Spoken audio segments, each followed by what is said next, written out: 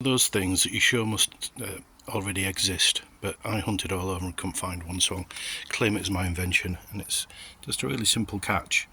And in this case, we've got this soil pipe here, and I didn't want the door to bash it, so I've designed it to take cable ties, but it could be wall mounted, and it acts as a kind of combined bumper and catch. And if you give the door a little push, it goes in.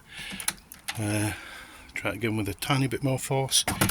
It just goes in and holds itself like that. So it's actually the handle itself is acting as a catch, and when it hits there and gets pushed down, it also slows the door a little bit before it goes in. And to open it, you just press the handle down. Really simple thing. My wife tells me not to go into manufacturing them, but I'm determined to be retired. But maybe somebody else will be interested in the design. You never know.